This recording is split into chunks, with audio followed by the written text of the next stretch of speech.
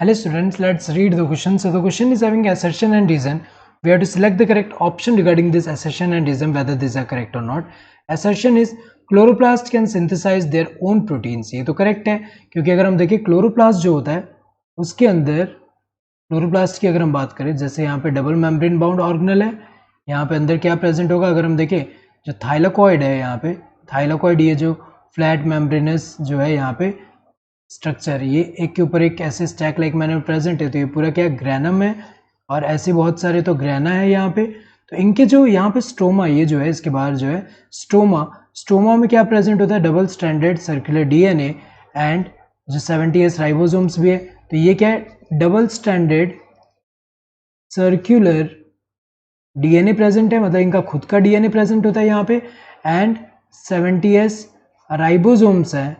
Ribosomes हैं और जो कि हमें पता है कि राइबोसोम है तो प्रोटीन सिंथेसिस में हेल्प कर सकता है। तो अगर देखा जाए इनका खुद का यहाँ पे राइबोसोम्स एंड डीएनए जो यहाँ पे डबल स्टैंडर्ड सर्कुलर डीएनए है, तो ये जो खुद के प्रोटीन अगर हम देखें कुछ प्रोटीन जो होते हैं खुद के प्रोटीन जो है ये खुद ही सिंथेसाइज कर सकते हैं क्योंकि राइबोसोम जो है ये प्रोटीन सिंथेसिस मशीनरी की तरह एक्ट करेगा यहाँ पे, तो खुद के प्रोटीन सिंथेसाइज कर सकते हैं। और हमें पता है कि ये जो है इसको सेमी ऑटोनोमस ऑर्गेनल भी बोलते हैं क्योंकि ये और जो माइटोकॉन्ड्रिया दोनों में खुद का जो डीएनए एंड राइबोसोम्स प्रेजेंट है जिसकी वजह से क्या कर सकते हैं ये इंडिपेंडेंटली क्या कर सकते हैं डिवाइड कर सकते हैं।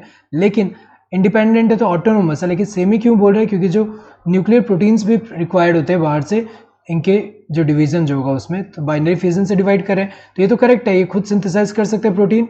रीजन क्लोरोप्लास्ट कंटेन राइबोसोम्स, ये करेक्ट है क्योंकि इनके पास राइबोसोम्स है तो ये खुद ही यहाँ पे क्या कर सकते हैं प्रोटीन सिंथेसाइज कर सकते हैं। सो असर्शन करेक्ट है, रीजन भी करेक्ट है, रीजन करेक्ट एक्सप्लेनेशन है असर्शन का। If both the assertion and the reason are true and the reason is a correct explanation of the assertion, correct है क्योंकि दोनों ट्रू है एंड रीजन करेक्ट एक्सप्लेनेशन है assertion का। If both the assertion and reason are true but the reason is not a correct explanation of the assertion, ये तो incorrect हुआ क्योंकि रीजन जो है करेक्ट एक्सप्लेनेशन है यहाँ पे असर्शन का जबकि यहाँ पे गलत दिया है। If the assertion is true but the reason is false, ये तो गलत है क्योंकि दोनों स्टेटमेंट ट्रू है। If both the assertion and reason are false, ये तो गलत है क्योंकि यहाँ दोनों स्टेटमेंट ट्रू है। Correct answer would be this first one. Hope you understood the question. Thank you and all the best.